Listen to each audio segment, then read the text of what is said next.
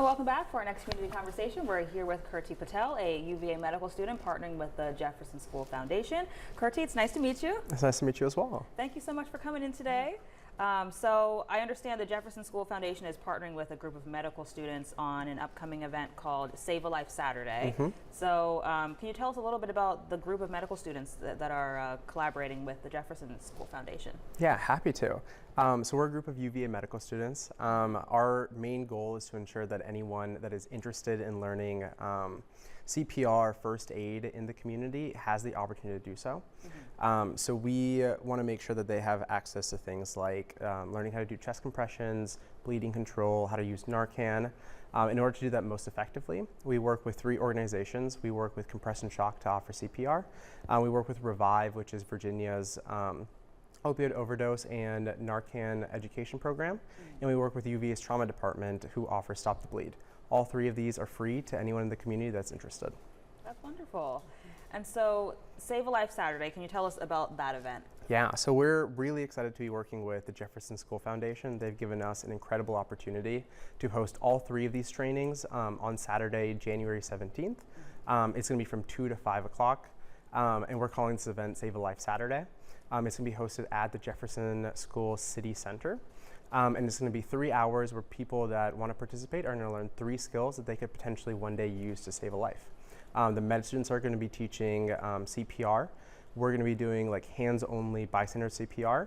Participants are going to learn not only how to identify cardiac arrest, which happens once every roughly 1.5 minutes here in the US, but also what they can do as bystanders to help.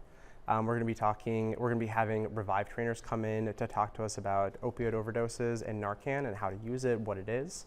And then Connie Clark from the trauma department is going to talk to us about Stop the Bleed, which is a national program aimed at helping participants learn how to control everything from like minor to major life-threatening bleeding. Wow, that's quite the curriculum, but a lot of information. I mean, it could definitely be useful and it could save someone's life. So we should all know those skills. That's great.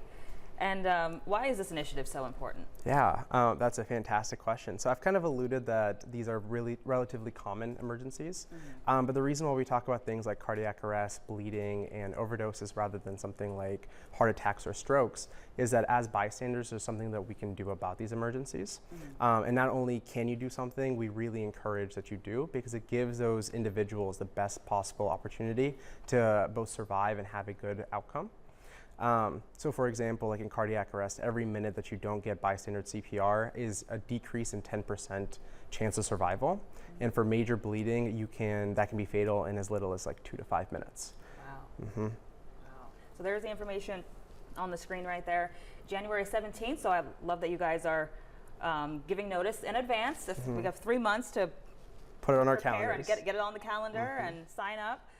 Speaking of signing up, do people have to register, or how do they get involved in this event? Yeah, so on the code, or on the flyer that you showed earlier, there's a QR code. But in general, so obviously this is on January 17th. We encourage everyone that's able to come to attend, but we understand that maybe there's other plans going on. Maybe you don't have 3 hours to dedicate to a training like this. Our main goal really is to make this information accessible. So if an organization is interested and wants to contact us, we're able to set up a training, come to them, and also we try to be relatively flexible when it comes to the timing. We've done everything from a 3-hour full training like we're doing on January 17th to a condensed 90 minutes to even setting up a booth at a large community event where there's going to be lots of people, so that somebody can stop by for as little as 2 to 3 minutes. We can explain to them the basics of CPR, bleeding control, and while that obviously isn't the same as a full training, it might be the difference that empowers someone to take action, and that could ultimately help save someone's life. That is wonderful. Well, thank you so much, Kirti. I hope it's a big turnout at the event, and thanks for coming in to tell us about it. We appreciate it. Thank you for having me. You're very welcome. Stick with us. We'll be right back.